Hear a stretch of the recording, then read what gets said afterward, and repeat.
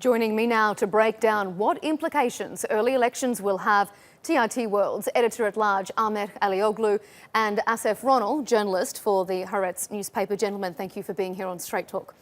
Ahmet, I'm going to start with you. Is this a victory for Hamas? Can they say they've brought down a government? They do believe so because they foiled the mission that was dispatched by the Israeli government to carry out, whether it was a kind of assassinating raid or a kidnapping raid, we don't know. But what we know for certain that it didn't achieve the goal. Though there's 7 people from the Hamas militants were killed, still they do consider it an achievement, a breakthrough, that they were ready for the mission, and they did defeat them. They pushed them back. One of them was killed. So they consider it a victory. And not even did it not achieve Israel's goals, they've now internally imploded because of this.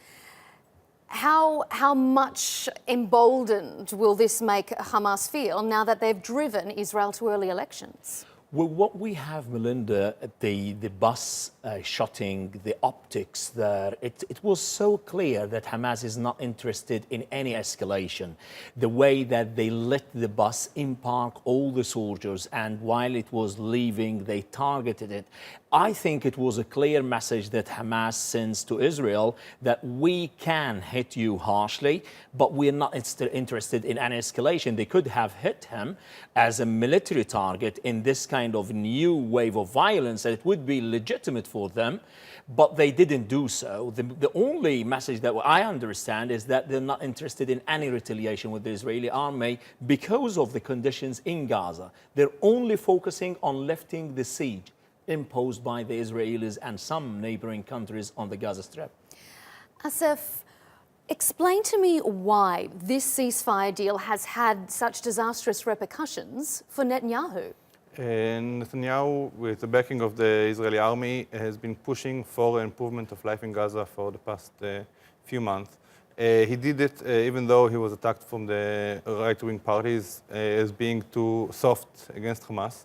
Yet he continued to do it. The last round of violence, in a way, put him in a position that he cannot sustain anymore. For the first time, he's been presented as weak.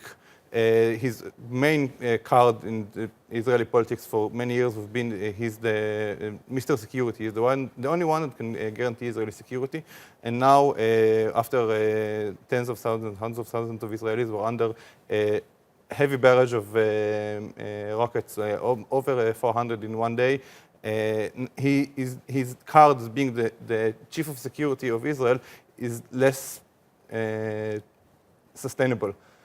Now that it is less sustainable, now that he's now effectively going into an election campaign, now that we've called early elections, will he change his operation a little bit? Can you see him now perhaps maybe dealing a more strict hand, a tougher hand to people in Gaza to try and appease his internal critics? That's the irony of the sad irony of the Israeli-Palestinian conflict. Hamas can claim a PR victory for being able to topple down an Israeli government by use of force, but the result of this change of government will, and the elections that will lead to them, will probably push Netanyahu to take a much more hardline position about improving life in Gaza further.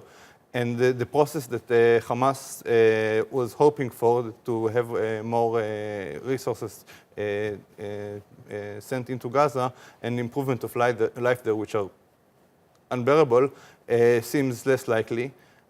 So Hamas chose not to escalate further and used this violence very accurately, but now maybe it will fail in the long run. What do you have to say to that, Ahmet? Do you think the Palestinian people now run the risk of maybe suffering greater pressure, that the blockade squeeze will really come back on because Netanyahu is going to try and be tougher?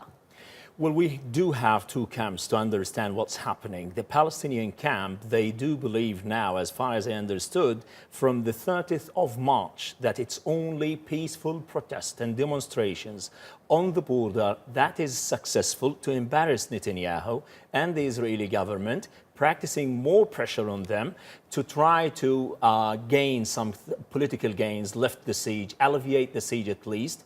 And it seems that is succeeding. You have lots of mediators, including the Qataris, the Egyptians, and it seems that there's something happening. On the other camp, you have lots of things on the table in the Israeli camp. You have scandals of Netanyahu being indicted very soon. You also have a fragile coalition with Lieberman, who resigned recently, that embarrassed Netanyahu. And it seems that there is an early election might be happening very soon. And you have a coalition that is also looking for a seat.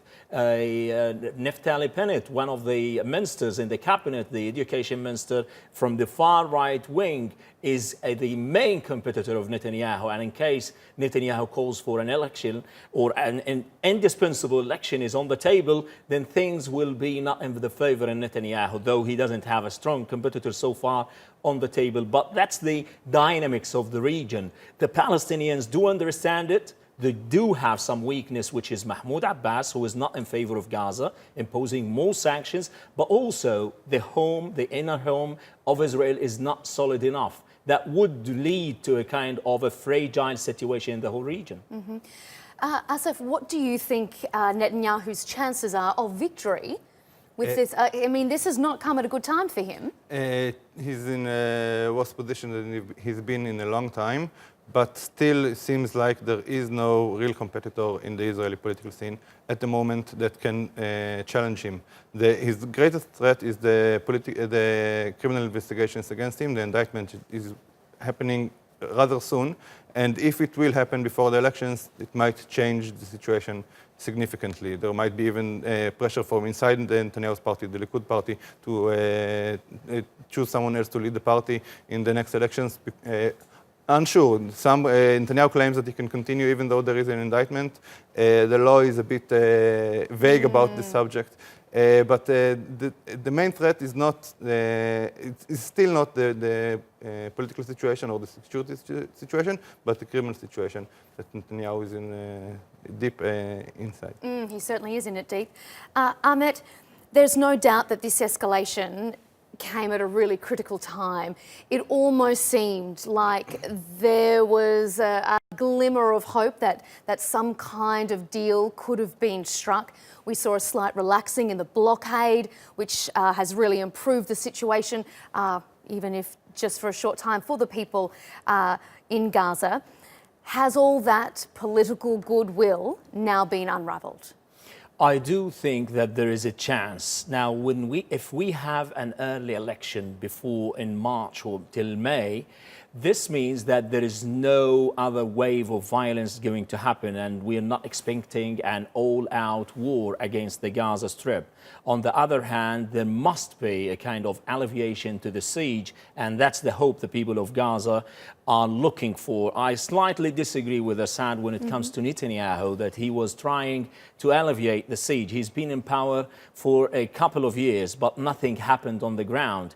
Lots of things are happening, but at the end of the day, it's collective punishment to civilians. The protest started 8 months ago, and more than 200 people were killed. None of the Israelis were injured. So it's a kind of unacceptable rhetoric when you say that the Israelis are trying to alleviate the siege while they, with the help of lots of the new partners in the region, are suffocating the enclave, giving no chance for hope. And then when things radicalize, you start blaming them for throwing the rockets.